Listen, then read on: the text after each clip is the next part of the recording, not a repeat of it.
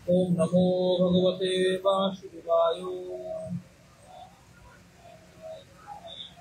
ओम नमो भगवते वासुदेवाय। ओम नमो भगवते वासुदेवाय। हरे कृष्ण। भागवतम तृतीय स्कंध 15 अध्याय भगवत नामेर वर्णना। আমরা 30 নম্বর শ্লোক পড়ছি। तान विक्षतपातो वसनं चतुरकुमारं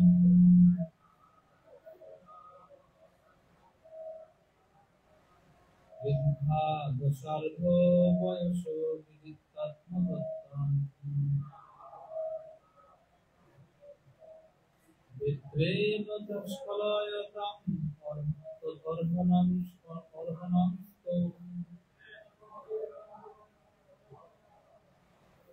तेजो विभस्व भगवत् प्रतिकूलशीलो तान विक्षोभातो वसनं चतुरकुमारं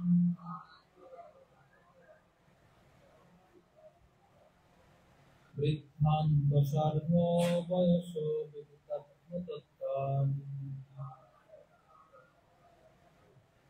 विद्वेन तस्कलायतां ततदर्हनं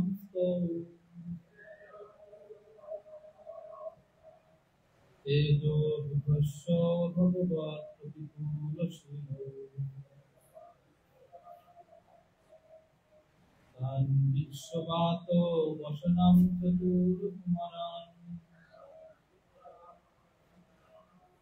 वृद्धां दशार्धो वयसो विदितात्मतत्त्वं विद्वेन तस्कलायतां तदर्हनं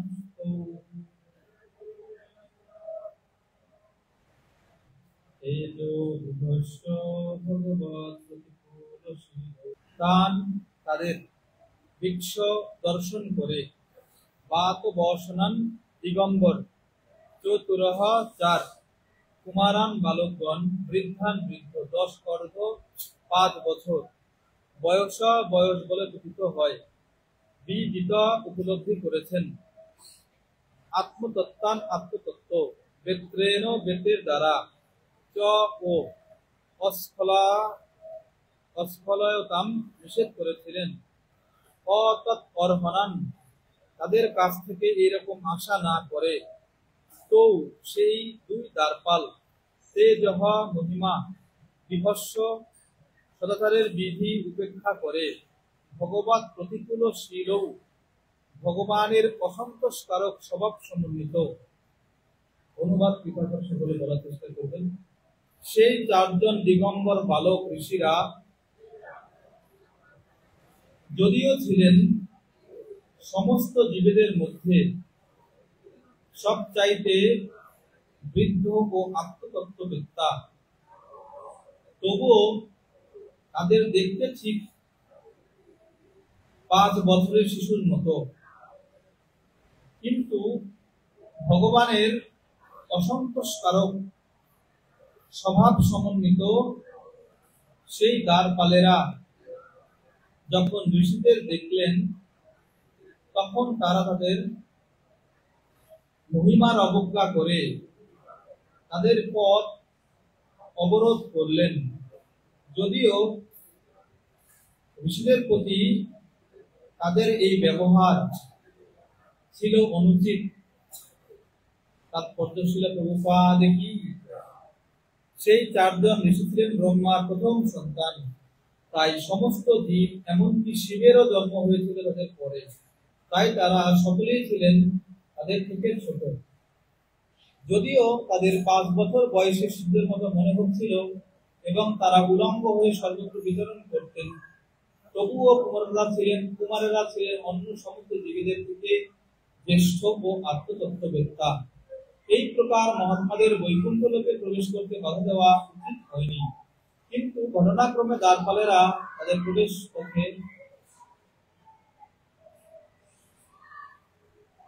বাধা দিয়েছিলেন তা ঠিক হয়নি।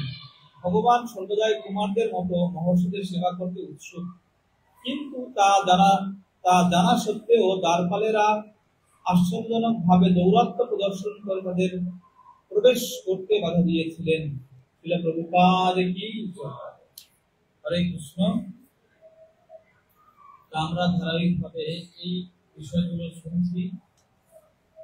আজকে অত্যন্ত পবিত্র দিন, কেননা আজকে ভক্তি সিদ্ধান্ত সত্যি ঠাকুর প্রভুপাদের আজকে শুভ তিরোভাব তিথি।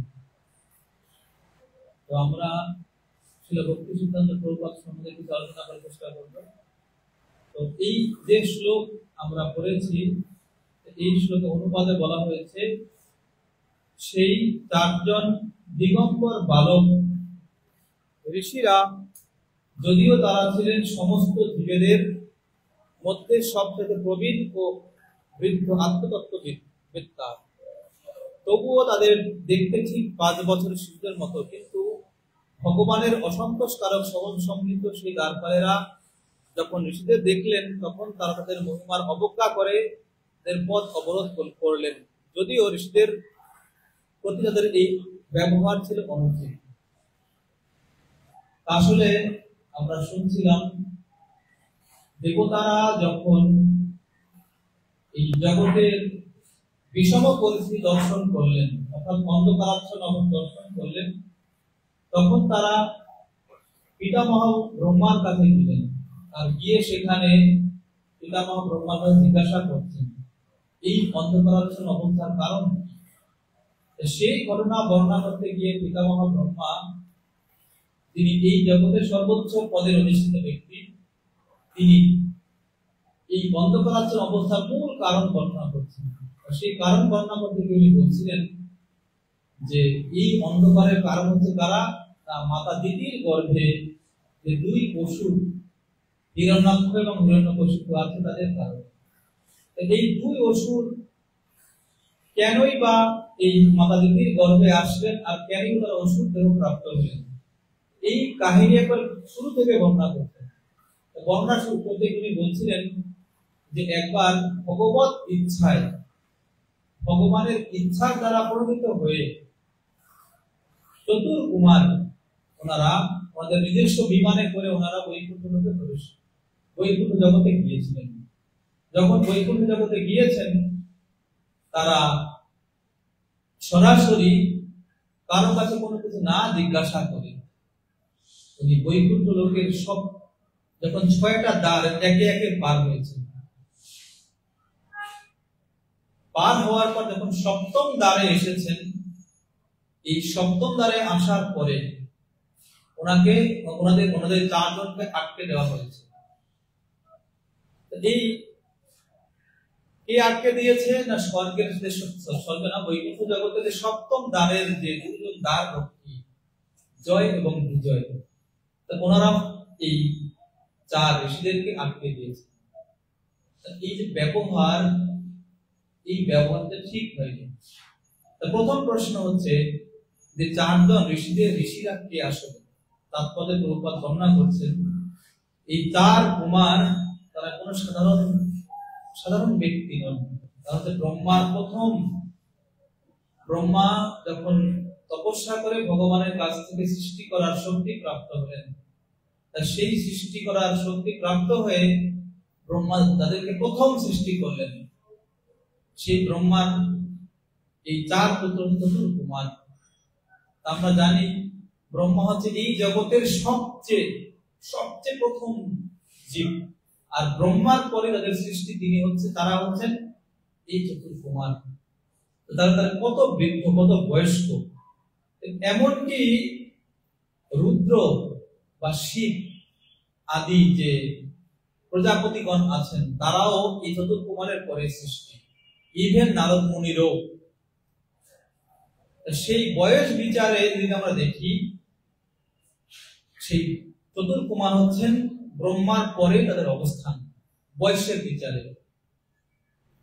এমনকি শিলা বল্লভাচার্য উনি বলছেন যে ব্রহ্মার আয়ু হচ্ছে 2 পরার্ধ কাল। ব্রহ্মার 1 পরার্ধ কাল পার হয়ে গিয়েছে, চতুর কুমারেরও 1 পরার্ধ কাল পার হয়ে গিয়েছে। এক তাহলে কত বৃদ্ধ, তা ব্রহ্মার আয়ুষ্কাল আমরা সবাই জানি, ওদিকে ব্যাখ্যা যাব না। এই কত বৃদ্ধ ছিলেন এই চতুষ কুমার, এবং শুধু তারা বয়সে কিন্তু ছিল এমনটা না, জ্ঞানীও ছিল অত্যন্ত প্রবীণ। কেন বৃদ্ধ? কেন না আত্মতত্ত্ব, বিনীত আত্মতত্ত্ব। ওনারা আত্মতত্ত্ব, আত্মতত্ত্ব মানে কি? আত্মতত্ত্ব শব্দের অর্থ হচ্ছে আত্মা সম্বন্ধীয় জ্ঞান তাদের মধ্যে পরিপূর্ণ ভাবে ছিল, ভগবত তত্ত্ব বিজ্ঞান তারা জানতেন। এই চতুর কুমার যখন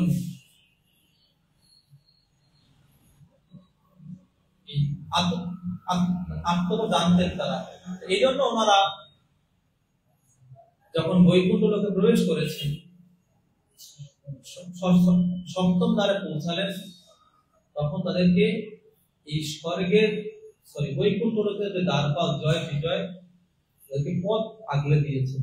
সেই আগলে দেওয়ার পথ আটকানোর প্রসেসটা কিরকম কিরকম ফিল্মের স্টাইল, সেটা সুখদেব গোস্বামী এই শ্লোকে করছেন।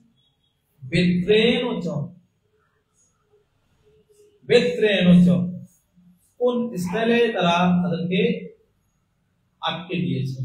কি বলছে এখানে? বলছে বেত্রেণ চ অস্খলয়াতম, বেদ দুই পা দুটা বেদ দিয়ে আটকে দিয়েছে, ক্রস। আর চর শব্দ দ্বারা বলছে শুধু তারা মানে শারীরিক কার্যকলাপ প্রয়োগ করে পথ রুখে দিয়েছেন তা না, তারা মুখের ভাষাও প্রয়োগ করেছেন। কি ভাষা প্রয়োগ করেছেন? তারা বলছেন যে জোরে বলছে, এই থামো, এখান থেকে আর ভেতরে প্রবেশ করার চেষ্টা করো না। বাংলা সিনেমা যেমন ডায়লগ দেখা যায়, ওখানেই দাঁড়াও, সামনে ওঠার চেষ্টা করো না। ঠিক এই দুই দ্বারপাল কি বলেছে? আপনারা ওখানেই দাঁড়াও, তোমরা ভিতরে প্রবেশ করার চেষ্টা করো না। এই যে শারীরিক এবং বাচিক এই দুই প্রকার ব্যবহারের মাধ্যমে তারা চতুর কুমারদের আটকে দিয়েছেন। কেন এরকম আটকে দিয়েছেন? তারা কেন আটকে দিয়েছেন সেখানে বলছেন যে তান বৃক্ষ বাত বসরাঞ্চ,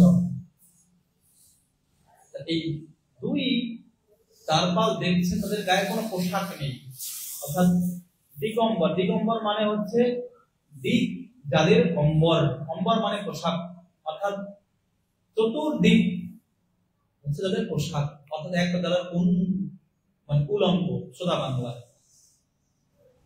এই চার কুমারদের প্রত্যেকেই ছিল এরকম উলঙ্গ। এই উলঙ্গ দেখে তারা মনে করেছেন, এই দুই দ্বারপাল মনে করে তারা মনে হয় হয়তো পাগল টাগল হবে, হয়তো পাগল টাগল হবে, হয়তো এই পাগলের মতো তারা মনে করে, পাগল যেন ভেতরে ঢুকতে না পারে, এই মনে করে তারা এরকম পথ আগলে দিয়েছে। আবার তারা আরো বেশি তাদের ইগোতে লেগেছে। কেন ইগোতে লেগেছে? আরে আমরা হচ্ছে দ্বারপাল, আমাদেরকে কোনো কিছু না জিজ্ঞাসা করে আমরা এখানে কি ঘোড়া ঘাস কাটার জন্য দাঁড়িয়েছি নাকি? আমাদের কোনো কিছু না জিজ্ঞাসা করে শুধু চলে যাচ্ছ। হ্যাঁ, হতে পারো তোমরা অনেক বড় ব্রাহ্মণ্য, কিন্তু সব জায়গায় ব্রাহ্মণ্য খাটিও না। যেখানকার যা নিয়ম সেখানে নিয়ম পালন করো। এইরকম ভাবনা ছিল এই দুই দ্বারপালের। তোমরা ব্রাহ্মণ্য বা ব্রাহ্মণ সেজন্য মনে করছো তোমরা সব জায়গায় নির্বিচারে ঢুকে যাবে, এটা নিয়ম না। আমরা এখানে দাঁড়িয়েছি কি, আমাদেরকে তুমি জিজ্ঞাসা করো দিতে পারবো কি পারবো না। এই জন্য তারা ইগোতে লেগেছে, তাদেরকে ইগনোর করে এই সরাসরি ঢুকে যাচ্ছিলেন, পথ রুখে দিয়েছেন ভেতরে ঢুকতে না পারে। এরপরে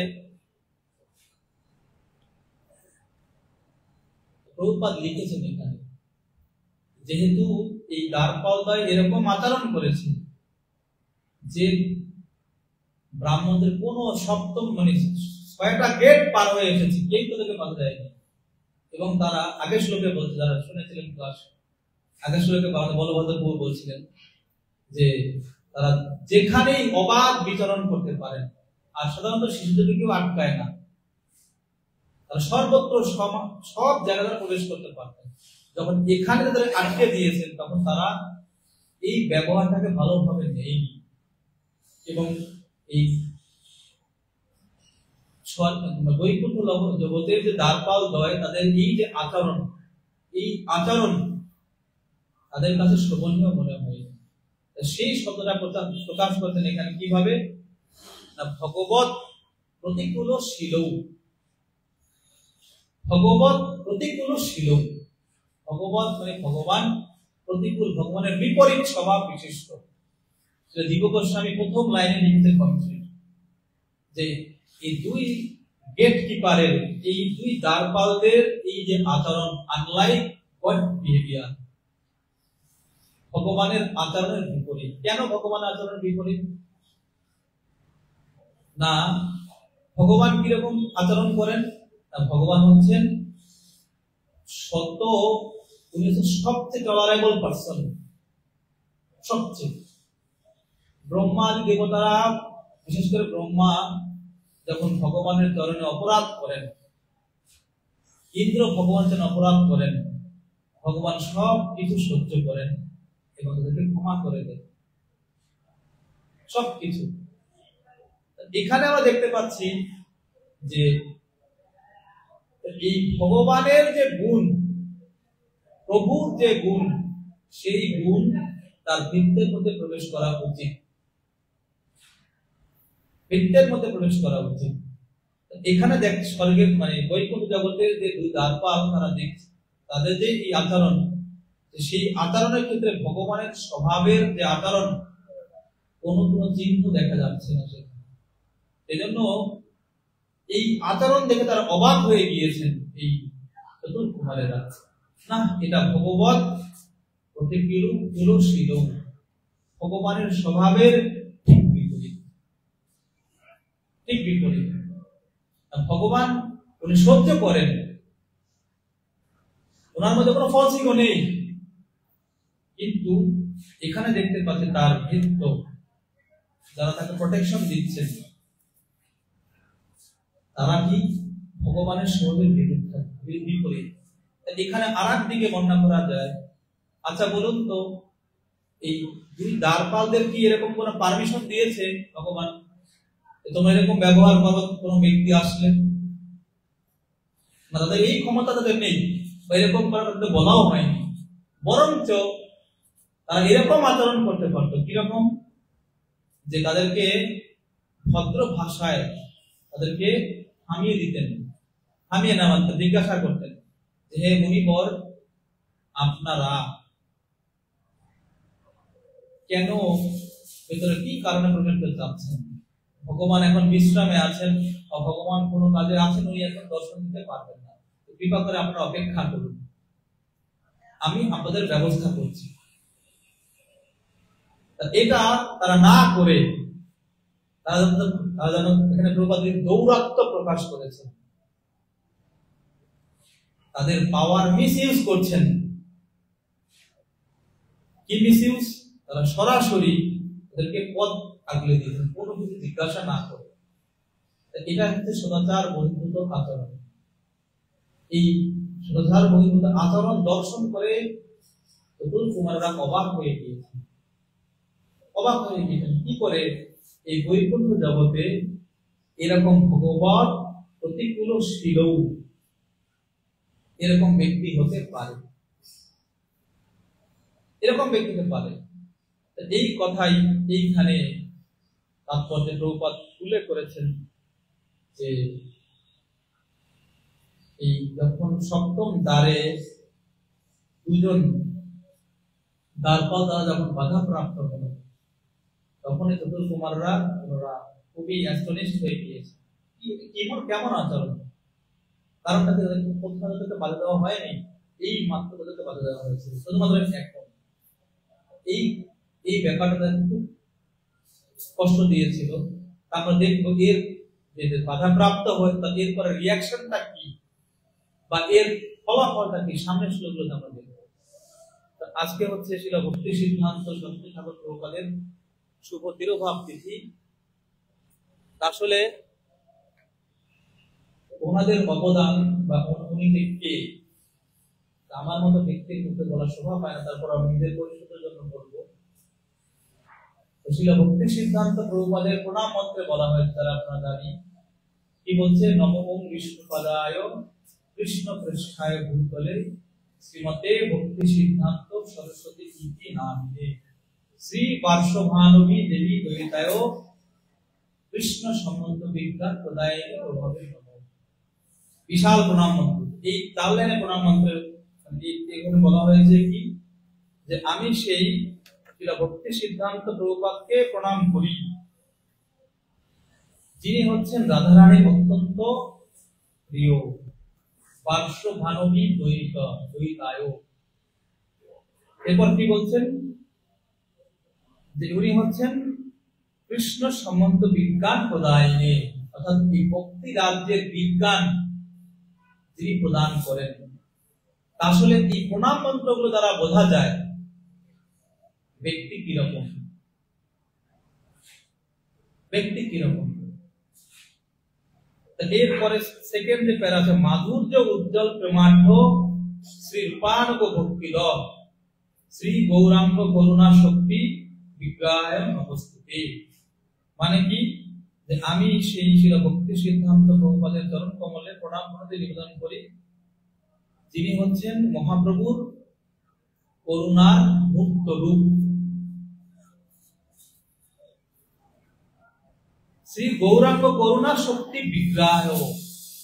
মহাপ্রভুর যে করুণার শক্তি, মহাপ্রভুর সমগ্র করুণাকে একত্র যে মূর্তি প্রকাশিত হয়, সেই মূর্তিমন্ত রূপ ছিল ভক্তি সিদ্ধান্ত সত্যবর। এরপরে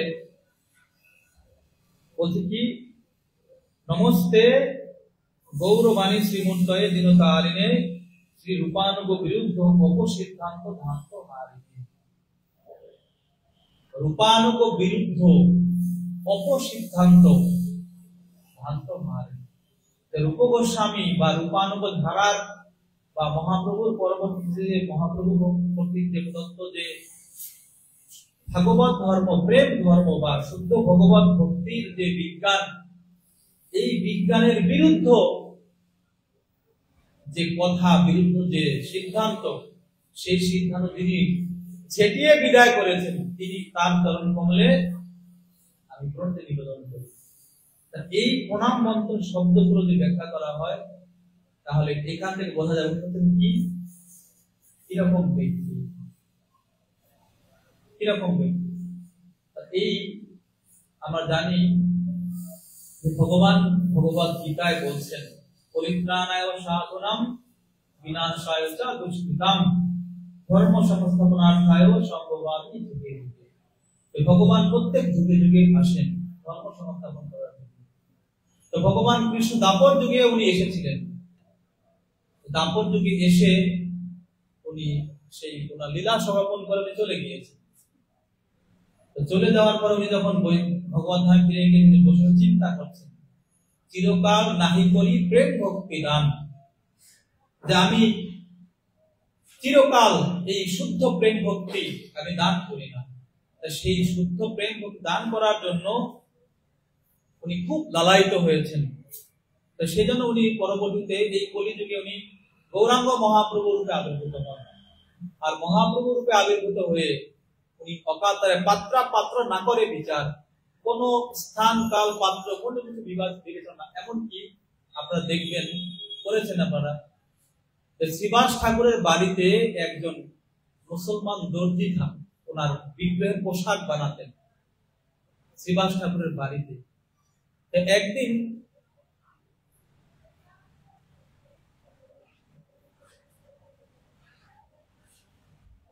এই স্থান কাল পাত্র বিবেচনা না করেন সবাইকে উনি এই শুদ্ধ প্রেম ভক্তি প্রদান করেছেন।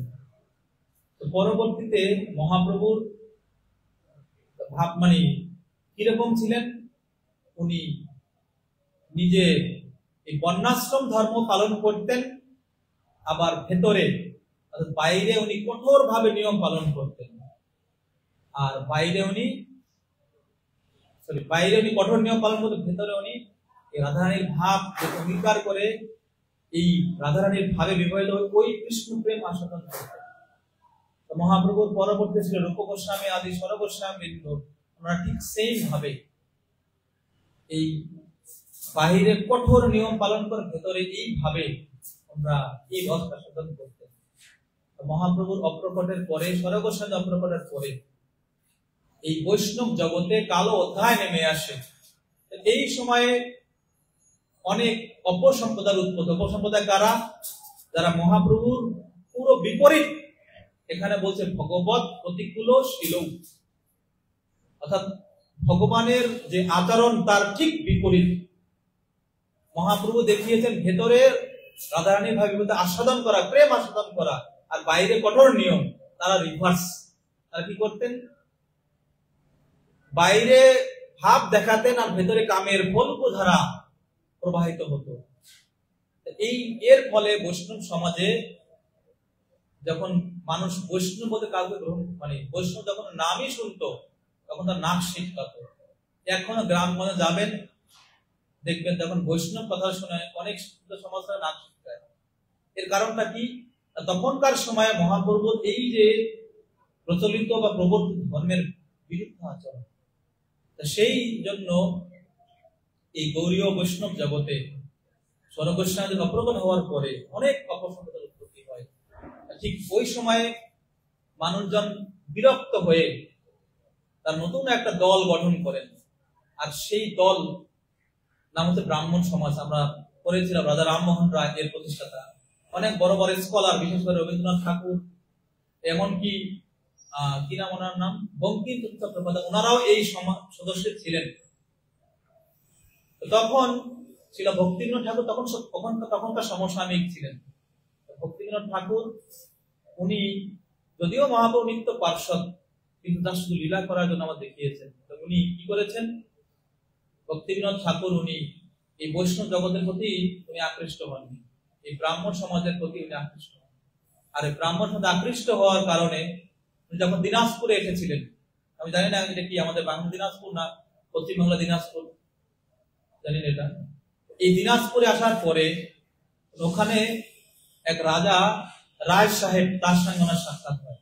আর ওখানে গিয়ে ওনারা বৈষ্ণব ধর্ম, আমরা এই যে আমাদের উত্তরবঙ্গের দিকে যে জমিদার বাড়ি আছে সেইখানে মনে হয় দিনাজপুর, ওখানে ওই তার সঙ্গে সঙ্গ হওয়ার পরে বৈষ্ণব ধর্ম সম্বন্ধে তার শ্রদ্ধা জন্মায়।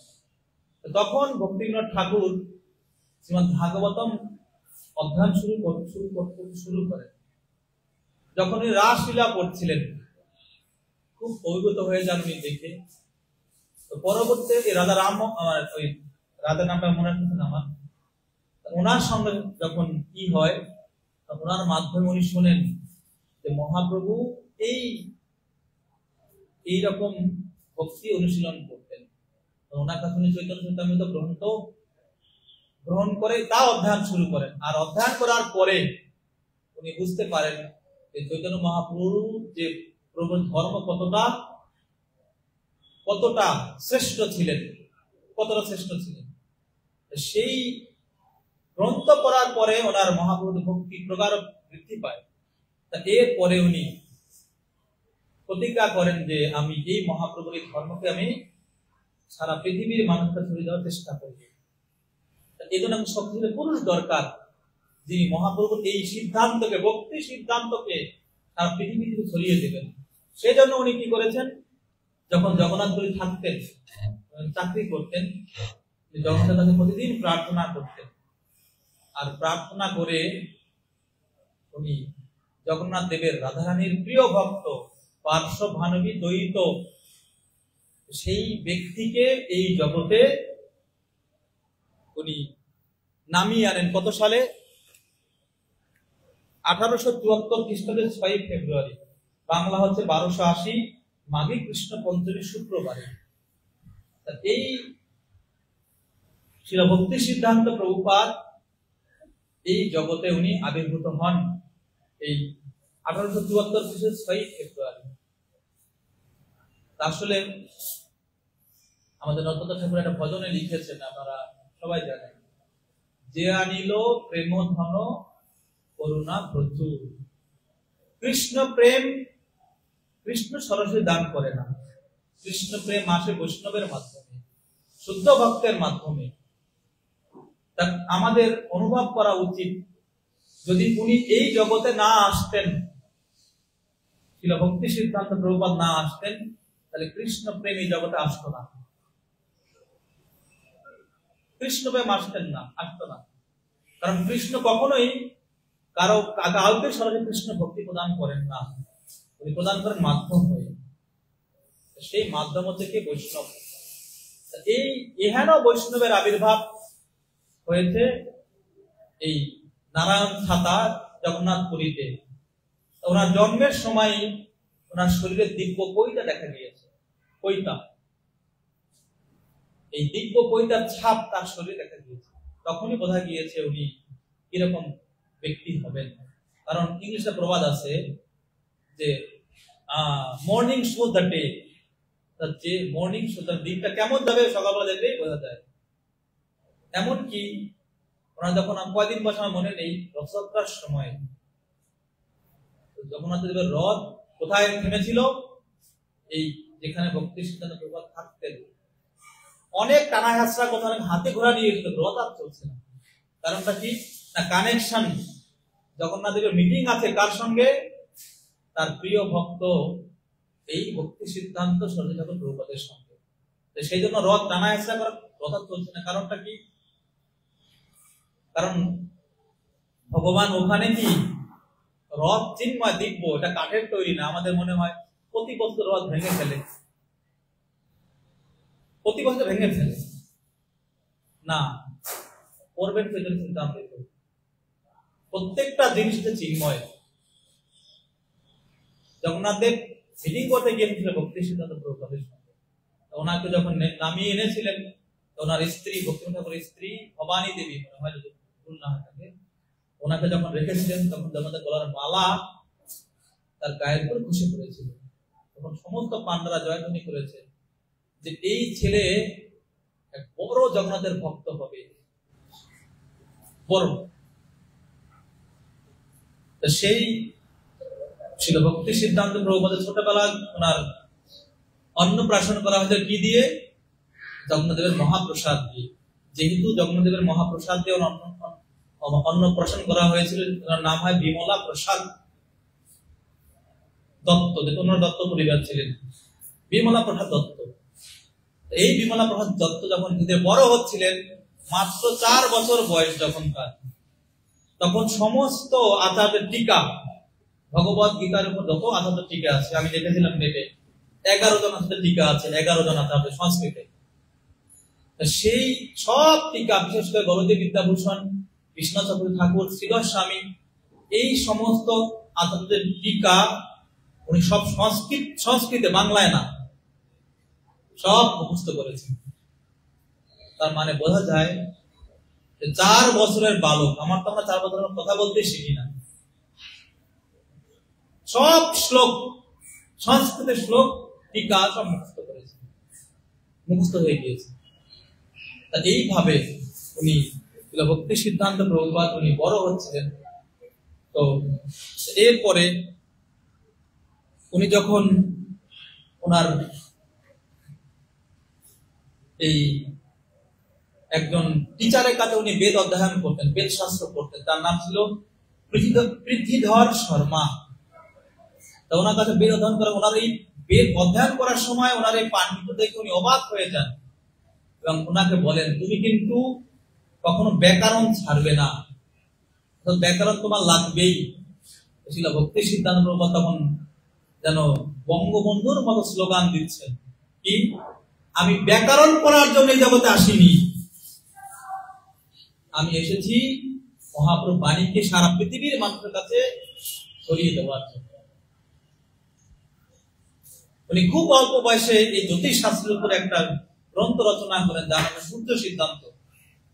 আর এই সূর্য সিদ্ধান্ত এত সুন্দরভাবে জ্যোতির্বিদ্যার উপরে গ্রন্থ, এই এত অল্প কেউ লিখতে পারে না। ওনার এই অগাধ পাণ্ডিত্যের জন্য ওনার গুরুদেব ওনাকে লেখা নাম দেন সরস্বতী। সরস্বতী এই উপাধি উনি প্রাপ্ত হন অল্প বয়সে।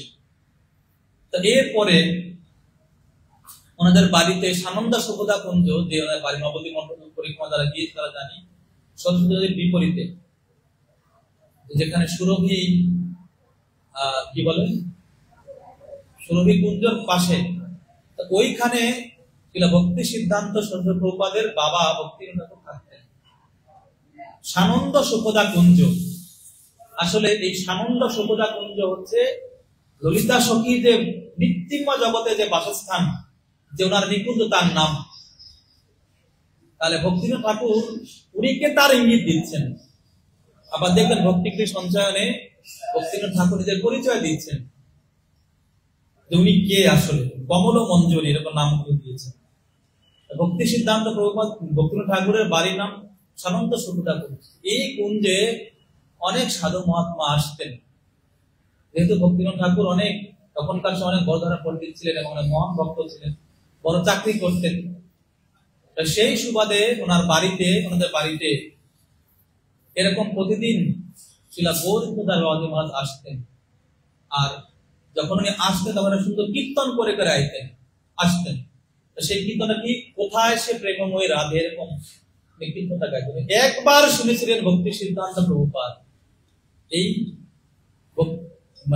গৌরদার মহারাজ শ্রীমুখ থেকে, আর শুনে তারপরের দিন উনি ওনাকে লিখে ওনার সামনে দিয়েছেন। তখন অবাক হয়ে গিয়েছেন গৌরদার মহারাজ, এবং আসলে যেদিন ওনার মুখে এই কথা শুনেছেন গৌরদার মহারাজের কাছ থেকে, সেদিন উনি নির্বাচন করেছেন ইনি আমার গুরু হবে। এই গৌরদার মহারাজের কাছ থেকে মাত্র 18 বার রিজেক্টেড হয়েছিল, মাত্র 18 বার। প্রতিবারই ফিরিয়ে দিয়েছিল। আমরা হলে কি করতাম? আমার তো মনে হয় ইসকনে গুরুর অভাব পড়ছে না, ওনার কাছে নিতে উনি কে, গুরুর প্রতি নিষ্ঠাটা কিরকম। একবার দুইবার না, মাত্র 18 বার ওনাকে রিজেক্ট করে দিয়েছেন। না, আমি যোগ্য নই তোমাকে দীক্ষা দেওয়ার জন্য। কারণটা কি না, ওই সময় ওনার অগাধ পাণ্ডিত্য, ওনার ইংলিশ লেখা, ভক্তি সিদ্ধান্ত প্রভুপাদের ইংলিশ লেখা পড়ার জন্য ডিকশনারি দেখতে হতো বিদেশিদের। মানে কত সহজ ইংলিশ উনি লিখতেন, একবারে বোম্বাস্টিং ওয়ার্ড, সেই শব্দ ভক্তি, কত অগাধ পাণ্ডিত্য। আর কার পুত্র ছিলেন? তখনকার সময় শ্রেষ্ঠ ভক্ত ভক্তিনাথ ঠাকুরের। ভক্তিনাথ ঠাকুর মানে ভক্তি সিদ্ধান্ত প্রভুপাদের কত গুণ ছিল।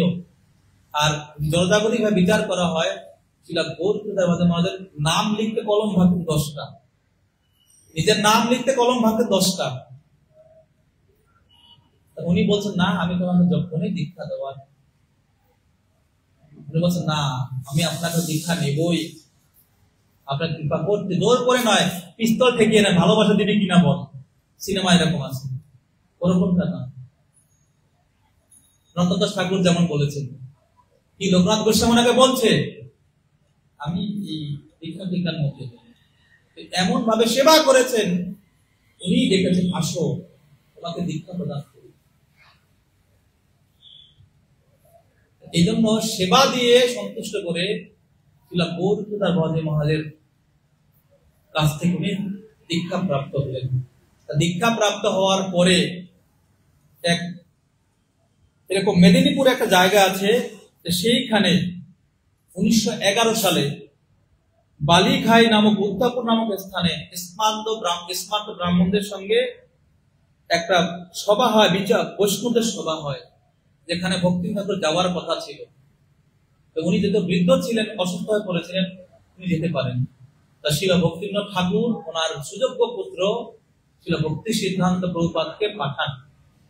আর ওইখানে যে স্টাইলে উনি প্রবচন দিয়েছিলেন, যে স্টাইলে, আমার মনে হয় আমাদের প্রত্যেকেরই এই ফরম্যাট ফলো করা উচিত। কারণ আমি অনেক জায়গায় শুনেছি, এক জায়গায় শুনেছিলাম, এই ফার্মকে এক জায়গায় শুনেছিলাম, আমাদের কোন এক সিনিয়র ভক্ত উনি দেবদেবীর গোষ্ঠী এমন ভাবে উদ্ধার করেছিলেন কোন একটা প্রোগ্রামে। পরে ওনাকে লাঠি সাথে মানে ওনাকে বেঁধেছিল লাঠিতে পিটাবে, কিন্তু ভক্তি সিদ্ধান্ত প্রভুপাদ কি ব্রাহ্মণদেরকে এমন ভাবে শাস্ত্র যুক্তির মাধ্যমে দেখিয়েছেন, আর শেষে একটা সেন্টেন্স বলেছেন যে এই সমস্ত গুণের থেকে শত গুণে শ্রেষ্ঠ হচ্ছে বৈষ্ণব। পুরো সভা জয়দাকার হয়ে গিয়েছিল এই ভক্তি সিদ্ধান্ত এই প্রচার স্টাইল। উনি ওখানে বৈষ্ণব কোনো নিন্দা করেননি, বরঞ্চ বৈষ্ণবকে সর্বশ্রেষ্ঠ বানিয়েছেন, আর তার থেকে শ্রেষ্ঠ করেছেন কে? বৈষ্ণব। সমস্ত ওইখানকার সমস্ত একমাত্র ব্রাহ্মণেরা সবাই ভক্তি সিদ্ধান্ত প্রভুপাদের চরণ কমলে পতিত হয়েছিল। এই কথা যখন শুনেছেন ভক্তিটা খুব খুশি হয়েছে।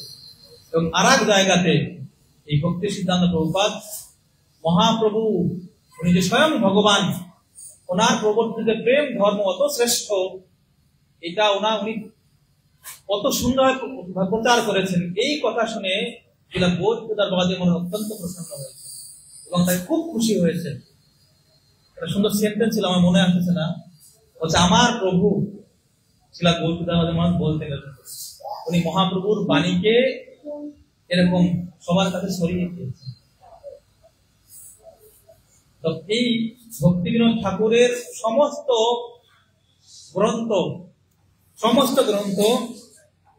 এই ভক্তি সিদ্ধান্ত প্রভুপাদ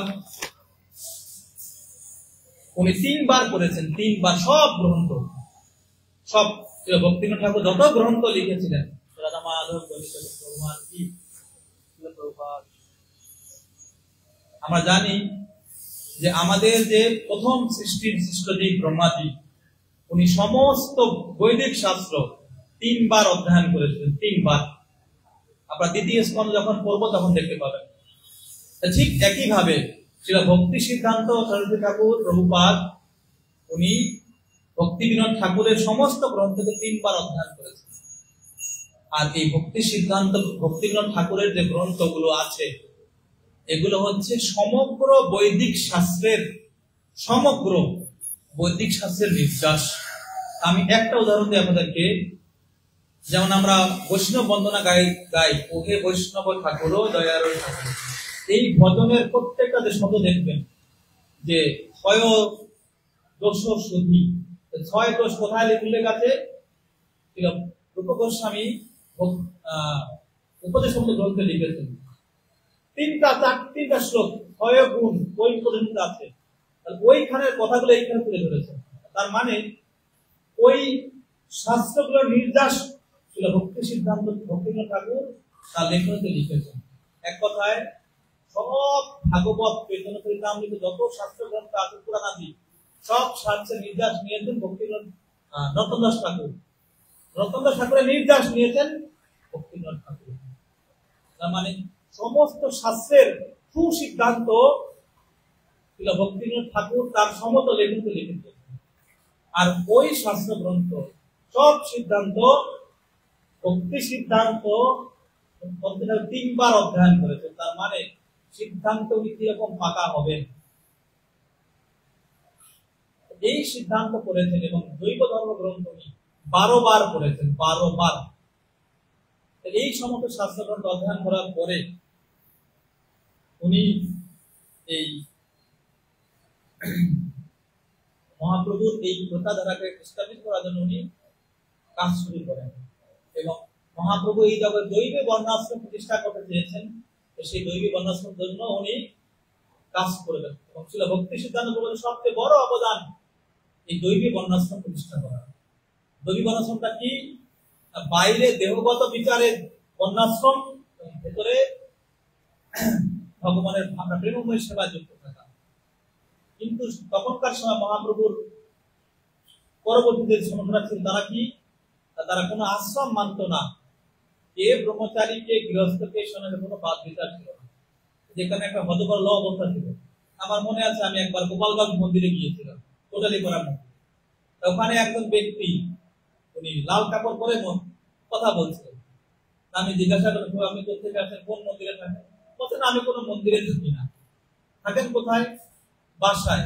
বাসায় মানে তাহলে লাল কাপড় বলছেন যে, বলছেন উনি বলছেন আমার ছেলে মেয়েও আছে। তাই না, লাভ পাওয়ার পছন্দ জানি বলছে না, নবদ্বীপ গেলাম, ভালো লাগলো তাই কিনে নিয়ে এসেছি। ভেবে দেখুন তো, যদি এরকম বাহ্যিক, যদিও এটা মুখ্য বলে সর্বোপাধি ভক্তির কথা বলতে কিন্তু আমরা কিন্তু আমাদের দেহটা শুদ্ধ নয়, চেতনা শুদ্ধ নয়, এই জন্য এই বর্ণনা পালন করা অবশ্যই প্রয়োজনীয়তা আছে। ভক্তি বেদান্ত স্বামী প্রভুপাদ তার পদে লিখেছেন, যদি বর্ণনা পালন করা না হয় তাহলে মানুষ অসভ্য হয়ে যাবে, অসভ্য হয়ে যাবে। এই জন্য দৈবী বর্ণাশ্রম প্রতিষ্ঠা করেছিল ভক্তি সিদ্ধান্ত প্রভুপাদ এই যারা সংসার ত্যাগী, এই গেরুয়া কাপড়ের প্রচলন করেন, এবং ব্রাহ্মণ দীক্ষা হওয়ার পরে যে বৈতার প্রচলন এই ভক্তি সিদ্ধান্ত প্রভুপাদই করেছিলেন।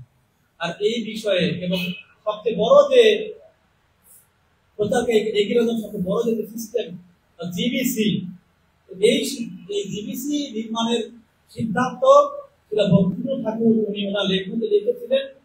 আর ওইটাকে ভক্তি সিদ্ধান্ত প্রভুপাদ উদ্ধার করতে চেয়েছিলেন, কিন্তু পরিপূর্ণ মাত্রার উদ্ধার করলেন আমাদের অভয় করোনার কিন্তু।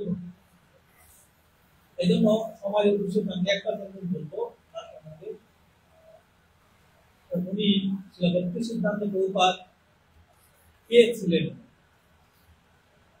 উনি একবার বৃন্দাবনের মধুবনে, যখন আমরা জায়গা কৃষ্ণকুণ্ড আছে, তখন বল্লাল সেন না লক্ষণ লক্ষণ না কি যেন ওই পাশের মন্দির আছে মনে হচ্ছে না, ওইখানে উনি ওই যে কৃষ্ণকুণ্ড, ওই কৃষ্ণকুণ্ড যখন উনি গিয়েছিলেন, ওই কুণ্ডের জল উনি ভাবছেন ওখানে গিয়ে জল মাথায় নিবেন, কিন্তু সিঁড়িটা ছিল অমন খারাপ, নামলে হয়তো আমি একটু করে দিতে পারেন এরকম। সেই জল, সেই কৃষ্ণকুণ্ডের জল উপরে উঠে এসে শিলা ভক্তি সিদ্ধান্ত চরণ ভৌত করেছে। ওই সমস্ত জায়গা, ওই কুণ্ডের জল, তীর্থ, এই তীর্থকে স্পর্শ করে ধন্য হতে চায়, এমন ব্যক্তিদের ভক্তি সিদ্ধান্ত। আর এই ভক্তি সিদ্ধান্ত প্রভুপাদের সুযোগ্য শিষ্য বলেন আমাদের অভয় করুণারহিত ভক্তি সিদ্ধান্ত স্বামী ছিল প্রভুপাদ। তিনি মহাপ্রভুর এই বাণীকে সারা পৃথিবীকে ছড়িয়ে দিয়েছিলেন, যেখানে যেখানে মহাপ্রভুর বাণীকে ছড়িয়ে দিয়েছিলেন, যেখানে যেখানে ইস্কন মন্দির আছে সেইখানে ভক্তি সিদ্ধান্ত প্রভুপাদ প্রতিষ্ঠা করেছে। এই জন্য রবীন্দ্রনাথ ঠাকুর ভক্তি সিদ্ধান্ত প্রভুপাদ সম্বন্ধে আমাদের প্রভুপাদ বলছিলেন কি, যে আমার গুরুদেব ভক্তি সিদ্ধান্ত সদ্য প্রভুপাদ, উনি হচ্ছেন টর্চ লাইটের ব্যাটারি, আর আমি হচ্ছি টর্চের আলো। অর্থাৎ ব্যাটারির আলো দূর পৌঁছায়, আলো ততদূর পৌঁছায় ব্যাটারি শক্তিশালী হয়। প্রভুপাদ দেখাচ্ছেন যে আসলে আমি আমার গুরুদেবের কৃপাতেই এই মহাপুরুষ আন্দোলনকে সারা পৃথিবীতে ছড়িয়ে দেওয়ার চেষ্টা করি। এই আজকের এই দিনে আমরা শিলা ভক্তি সিদ্ধান্ত প্রভুপাদের চরণ কমলে প্রার্থনা করব যে উনি যেন আমাদেরকে করুণা করে মহাপ্রভুর এই সংকীর্তন আন্দোলনে কৃষ্ণ প্রেম প্রদান করেন। কারণটা কি, রত্নচন্দ্র একটা ভজনে গাইছেন, ও এবারও করুণা করো বৈষ্ণব গোসাই। শেষের লাইনটা হচ্ছে এই, প্রতি জন্মে করি আশা চরণেরও ধুলি, নরোত্তমে কর দয়া আপনারও ধুলি। যদি কোনো বৈষ্ণব কোনো বদ্ধজীবকে আপন জন মনে করে, যদি মনে করে, সেই বৈষ্ণবের প্রেম ভক্তি পাওয়া পৃথিবীর কেউ আটকাতে পারবে না, পৃথিবীর কেউ না। আসলে আমরা দেখতে পাই এই শ্লোকে, এই যে ভাগবত আমরা বললাম, এখানে মূলত আমি জানি সিদ্ধান্তটা কতটা ঠিক আমার শুনতে হবে, সেখানে বলছি না। এই চতুর কুমারদের চরণে অপরাধ করেন এই তার পাল শুদ্ধ ভক্তের চরণে, আর তার সব বই সুন্দর পথে। আমরা এই জন্য একটা সেন্টেন্স বলছেন যে বৈষ্ণব চরণে বৈষ্ণব তার উপরে সন্তুষ্ট হয়, তার অপ্রাপ্তের কিছু থাকে না। আর যদি অসন্তুষ্ট হন তাহলে তার কোনো কিছু বাকি থাকা মনুষ্য হবে। আমরা আজকের চরণে প্রার্থনা করবো, কিন্তু আজকে ওনার দৃঢ়ভাব দেখি, দৃঢ়ভাব ওনাকে ওনার লীলা মহিমা স্মরণ করে ওনারা বিবাহ করে যারা কৃষ্ণকে ভক্তি প্রদান করে। এই বলে আমি এখানে বক্তব্য রাখছি।